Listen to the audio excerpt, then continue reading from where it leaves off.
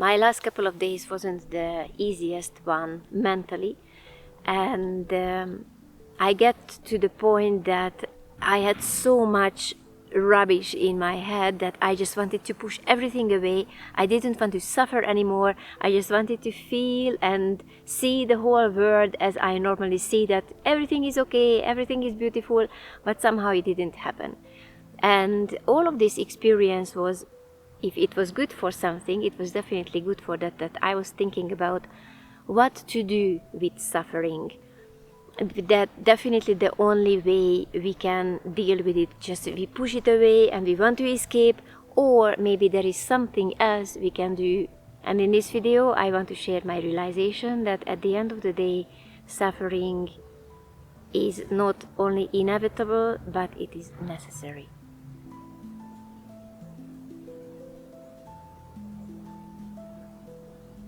Yes, we all know that lots of people been talking about that the suffering is inevitable. The question is that what we do with the suffering, how we think about the suffering. Just really quickly, I would like to share a personal story. A couple of years ago, I had a very, very small amount of money to do something with it. But I didn't know how to invest, so I asked a friend of mine, please invest this money into cryptocurrency. And my idea was about cryptocurrency, that Bitcoin exists, and that's it. So I gave the money to him, and I was checking online that what is the price of the Bitcoin, and I was super happy that wow, Bitcoin is going up, and now I'm getting more and more money. And one day he sent me a message that Zsuzsa, we lost your money. And I thought, what's going on? And well, that was the moment when I realized that cryptocurrency is not equal. Bitcoin cryptocurrency means lots of different kind of cryptocurrencies, for example FTX. And now if you are familiar with this field, now probably you holding your head that, oh my god, Zsuzsa, really, you've been one of them? Well, if you never heard about FTX, well, that happened that anyone who invested into FTX, this cryptocurrency, one day just disappeared from the market. It was a huge fraud. So basically millions and millions of people lost their money. And I was just in the phase when I came from Guatemala to Mexico, and I was standing there without anything. And I was thinking, what now? And I have two options.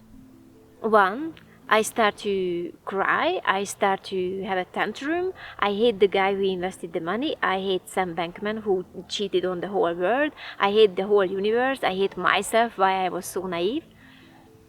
Or just stay calm and start again. And I was thinking that back in time, when in Europe there was the situation that because of the World War, people went into the US or went into the other part of the world with one suitcase.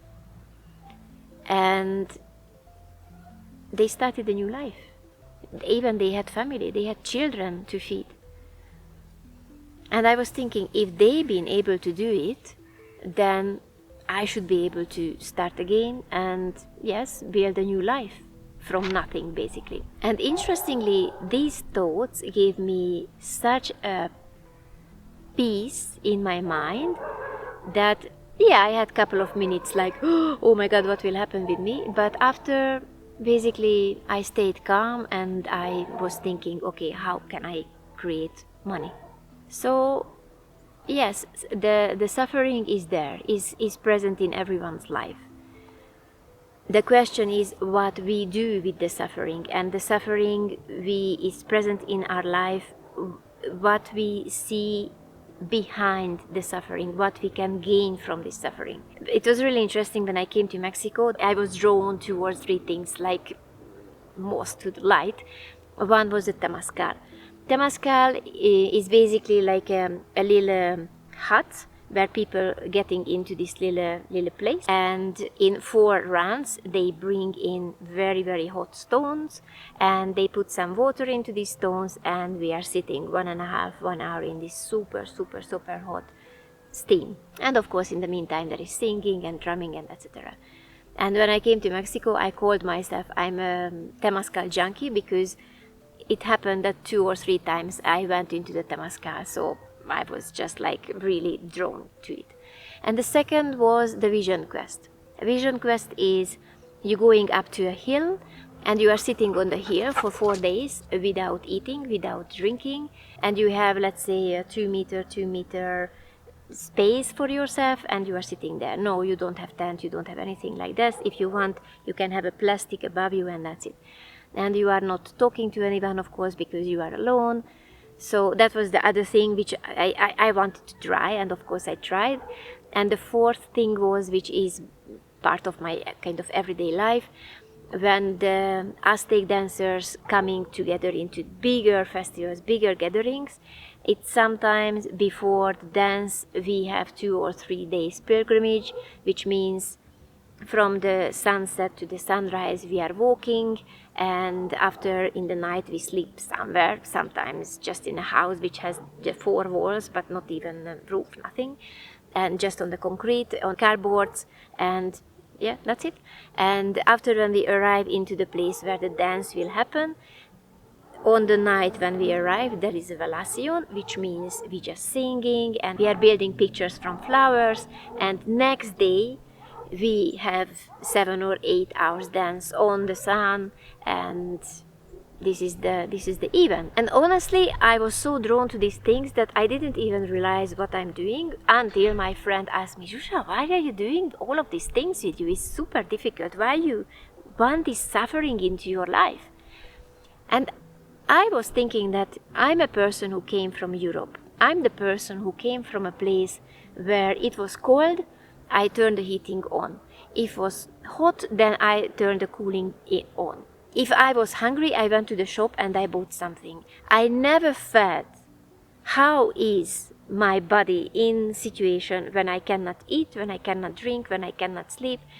I never knew how much my body is capable to handle, how strong I am basically. And I realized that I needed all of this experience because I was playing with my boundaries, that can I sit in the Temazcal a little bit more? Everyone was already lying down. Everyone was, oh my God, it's so hot.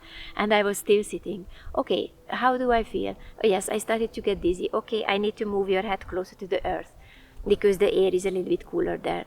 And I realized after this, all of these experiences, back in time, for example, when I left the house, I was very anxious that I need to have water and food with me because otherwise, I don't know, I will die in the half an hour bus drive by the time I go to the city center. And now, because I went through all of these experiences, I know that if I run out of the water, it's okay. Because I already been able to survive 4 days without drinking. So these 1 or 2 hours, it won't kill me at all. So I'm able to stay calm. Or if someone said, no, we cannot sleep, or you have to stay at the airport for the whole night, that's fine. I already didn't sleep 4 days, so, and I'm still here, and I didn't do it once, so it's kind of normal for me. So I started to realize how strong I am. And honestly, I think this is a little bit of an issue for us, for people who coming from a very comfortable environment. We don't feel our strength. Plus, we not just lost in life because we don't feel our strength, but because we don't have these very important points in our life, like in certain nations, when a boy reaches a certain age, then has some ceremony which is a little bit harsh for us. They know, not just the boy knows, and the community knows that, okay, this boy from now is a man. Or, for example, here in Mexico, when a girl became 15 years old, they have a huge celebration. She's wearing a dress like a princess, and she's dancing in a party which is her fiesta, her party, and they have a huge celebration called 15 años, and they know that, okay, from this moment this girl is not a girl anymore, she is a woman. And I don't see that kind of points in the life of a human being. Let's say I'm coming from Europe. In Europe, for example, yes, we have birthdays and stuff, but it's not like this. And what I see, that the people are lost, because at one situation they expect me to behave like a boy or a girl, and in other situation, though I have the same age, they expect me to behave as a responsible adult. Even my generation, I will be 50 years old this year, can be lost sometimes. But I think the new generation is even more like, doesn't know that, okay, which is the north and which is the east. And I don't think so that, for example, the parents who they want the best for their children, when they have the child, that, okay, I give you money, I buy you a house, I buy you a car or whatever, is not a help for the child, because they take the possibility away from this child to fight for something, to build something from zero, from scratch. And that's why lots of people, they start a project and they just give up, or they start something, going to the gym, and after 2 days they just give up because it's too difficult. We don't have the opportunity to feel our strength and feel what we are capable to do. So how I see right now the suffering, the aim is not to push the suffering away and just escape from the suffering, but to understand that the suffering is helping us to grow. If we imagine the suffering and put it into a place where we can measure, we can find that the suffering is very, very little, then is basically the area of the boredom, which there is nothing there. If the suffering is too much, then there is anxiety. It can freeze you, it can kill you, it can crush you completely. But if we have the midsection of the suffering, that is the place of growth. When you go to the gym and you think, oh, I cannot do one more push-up, or you are running and you feel, okay, I will die if I have to have one more step, and you're not giving up, you are not stopping, but you continue doing, and you will realize, oh, actually I can run I don't know how many more kilometers. Oh, actually my muscles still able to lift a little bit more. Oh, actually, if I'm not giving up this project, now I'm improving. And whatever we start in life, whatever, doesn't matter, is a gym, is a project, we will always reach the point when it is too difficult, when it's too heavy, and we just want to give up. There are things which are helping us to swap the suffering. One is if we understand that suffering equals growth. If I want to walk around the globe, for example, what I'm doing, I start to walk. And I just walk. Yeah, it's boring, but I'm still walking. Yes, I'm very tired, but I'm still walking.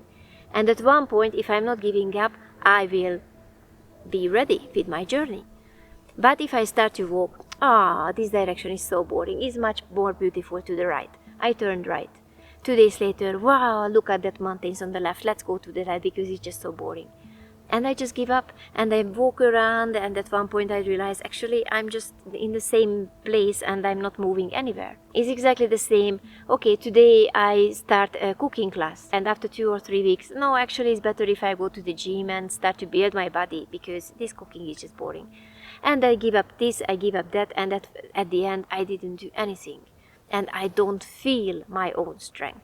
So it's very important to keep in mind, when it is difficult, is not the time to give up. We need to go through, we need to push through, we need to stay with the suffering and allow it to make us a little bit stronger.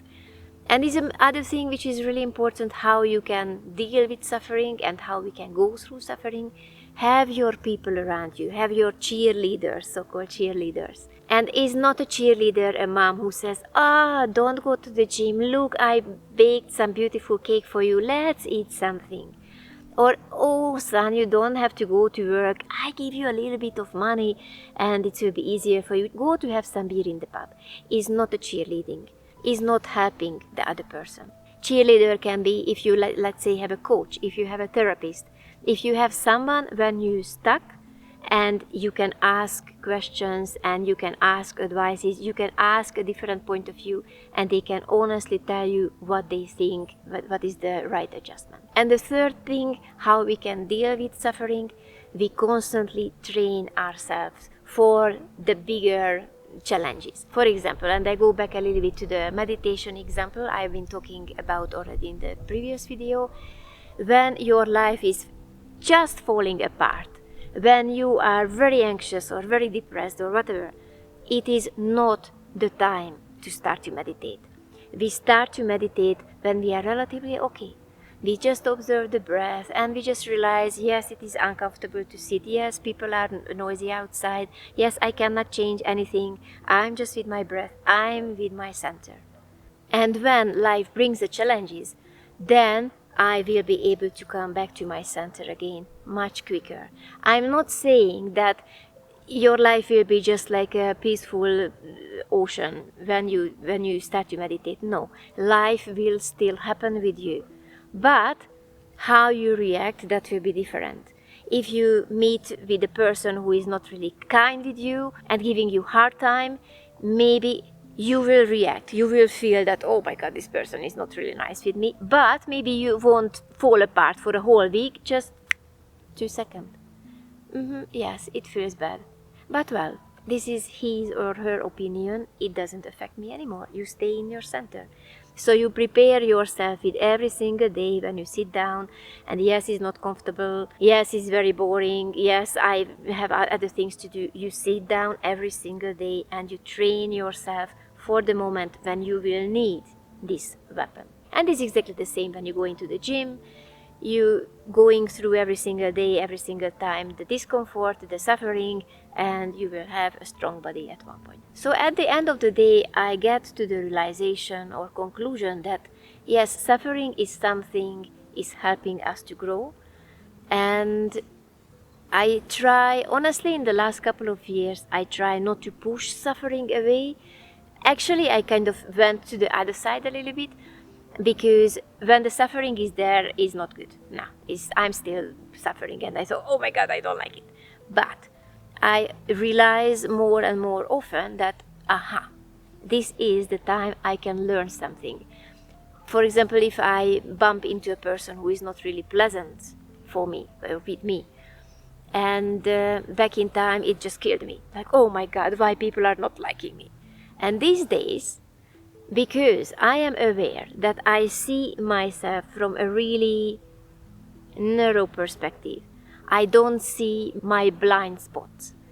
These people are giving me the chance to see my blind spot, to see myself from a different point of view, and making myself even a better person. Or if I have a really big mental suffering, for example, then I realize, yes, maybe I need to have a course, or I need a therapist or someone to figure out how to deal with this certain topic, which means, again, it will make me stronger and it will help me to gain more understanding. And of course, in this video, I didn't think through that kind of suffering, that if someone living in a war zone and losing their house, I'm not talking about the suffering when someone losing the whole family in a car accident. So I didn't think through that what I'm saying is relevant to these situations or not, I have to admit. So I'm really curious. Feel free to agree or disagree with me, because it helped me, and of course other people who are interested in this topic and watching this video, help us understand and have a kind of conversation about this topic and see it more clearly and see it more vividly, where the approximate truth of this topic exists. So feel free to leave some comments, even if you agree, even if you disagree. I will be very grateful for this. If you want to help my work, feel free to subscribe to my channel. Otherwise, see you in the next one. Adios.